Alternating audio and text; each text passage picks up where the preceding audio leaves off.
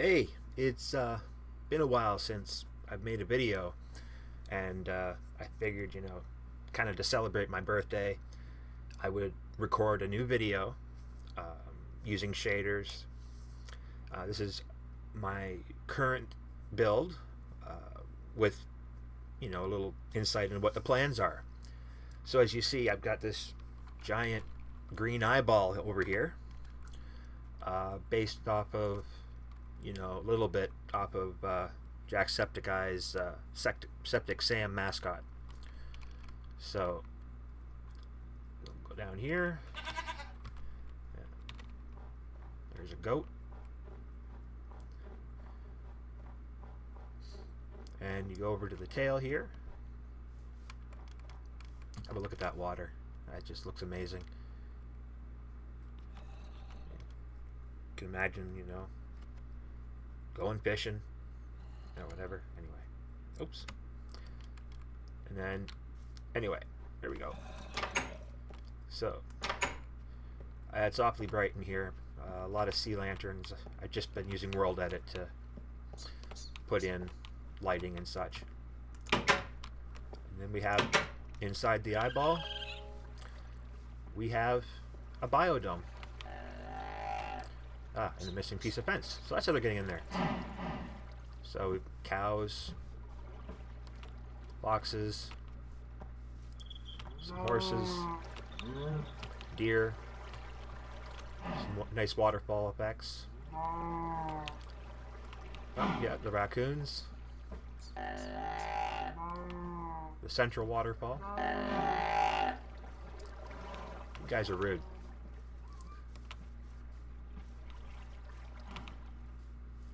And that's pretty much it. There's a waterfall on each corner.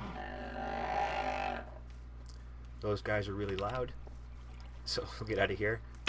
Whoops. And down we go. Yeah, the animals are rather loud. I decided to put them in the dome rather than inside the main build, as it would be a lot noisier than I really want it to be. So yeah, it's just a one block deep pond here on top of a very empty building so far. Like I said, it's still kind of a work in progress. Working with a few different mods. I have some chimneys here.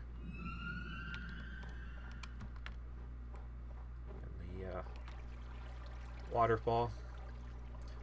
Unfortunately, it freezes up here. And here's the main entrance. There's a switch down here. Just walk in. And once again, I just used a lot of World Edit to make this stuff, and then would go in afterwards and kind of modify it. So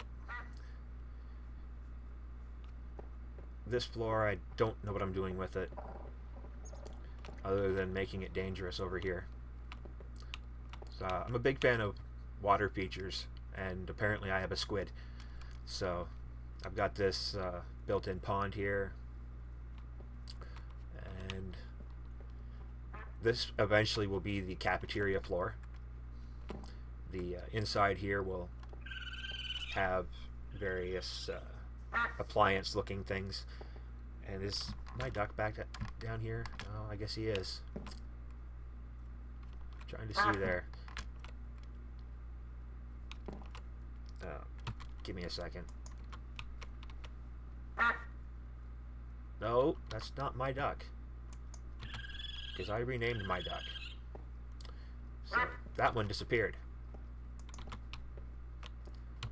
Yeah, the eventual plan is there's going to be me falling through a floor. There's going to be villagers inside the cafeteria. And as you can see, I wasn't kidding. I like my water features. So we have a 2-floor waterfall and a little pond here. the shaders make this water look so good. Okay, and forgive the brightness. This is the main floor, so this is where the waterfall comes down to. So basically it's a couple step process. We start off a lot of sorting. All ores go in here. They go through the system and get crushed down to dust. All the gems are brought over to this side because they don't work with the mod that allows me to make dust out of them. So each one of the gems has its own furnace set up. I just drop them in the top, and that's all I have to do, and just come by after and pick it up. When the ore dust is ready to be smelted, after large expeditions where I come back with several backpacks full of ores, it's a setup where all the ore dust is added into these chests. It falls down through this system here,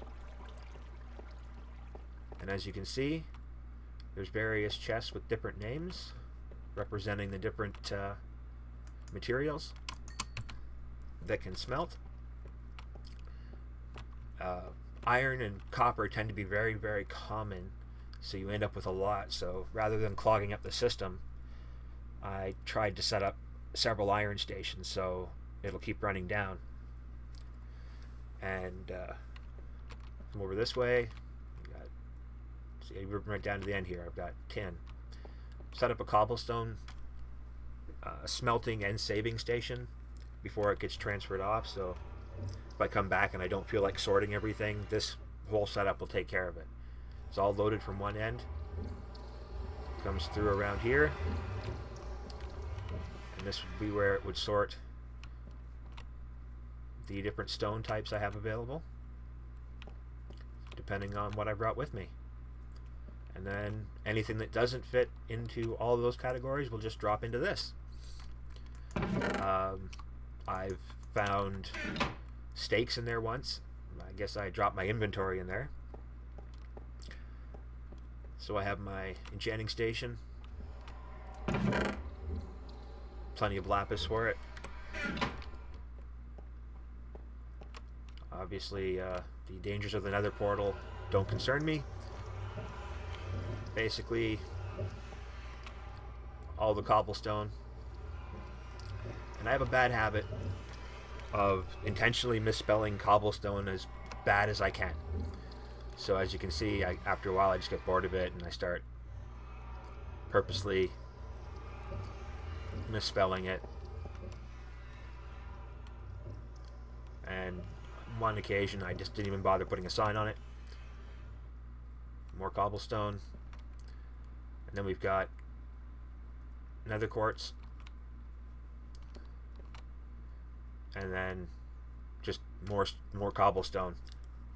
Obviously, anybody who does a lot of builds knows you get a lot of cobblestone. And then we have all the different gems in the game.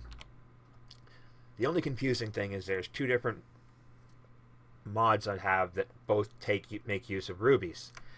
And unfortunately, they do not work together. So this one from Gems Plus does not interact with Ruby Obsession from Loot Plus. So it's not really a big deal. They all smelt the same. And then everything here from Phoenixite, Jade, Garnet, Jasper, Onyx, they're all split up in here. And then of course the diamonds, emerald. It's quite a nice a selection of stones that they've added, this mod adds. And each one of these, like I said, gets its own little smelting station here. Generally speaking, the spawn rate's not as high as, say,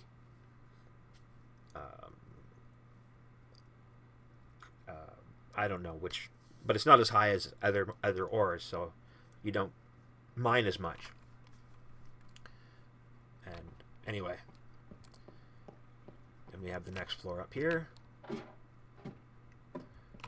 Just the continuation of the smelting stations for the semi-precious stones.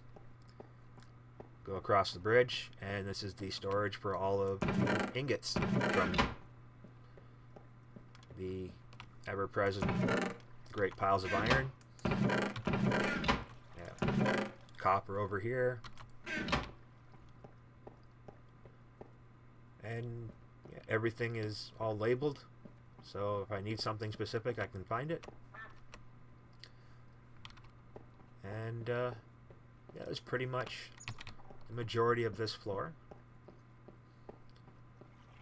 I gotta fix that ladder only being on one side. Alright. So this was the initial part of the build, and then I decided to expand down. Which is why, as you can see, I left my coordinates up in the corner there. So that you can get an idea of where I am in comparison to sea level.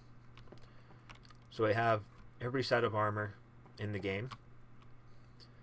Some of which are fairly useless, but are more aesthetic, or maybe if you're on an RPG type server, you know, like the fursuit, the diving suit, and of course the the vanilla armors, and then all the extra metals from the power advantage and base metals mods. Really fun mods. It's really helped me get an interest in doing more stuff that's automated. And then once again, just a continuation of all the armors. There's 2 different ruby armors, 2 different emerald armors, but for some reason the emeralds interact. No problem, but the armors are different. And then that's pretty much it for this floor. The lower floors, there's not really anything more than just a light show. Eventually I want to make it look like a large storage area, you know, where wherever there's glass would instead be crates upon crates upon crates. The lighting, basically the path between all of that. And then the lower level on the very bottom, which is right at 1, I took out bedrock to put that in. Yay for World Edit. I eventually plan on having various mobs, the hostile mobs, down there to kind of have a zoo of sorts. So, and that's pretty much it. There's a lot of work I've been doing with this, and I'm really happy with it so far. And I thought, like I said, you know, celebrating a birthday, so why not do something that I really loved doing before and kind of put to the wayside. And hopefully this will, you know, get me kickstarted into doing videos again. So we'll just end this off with a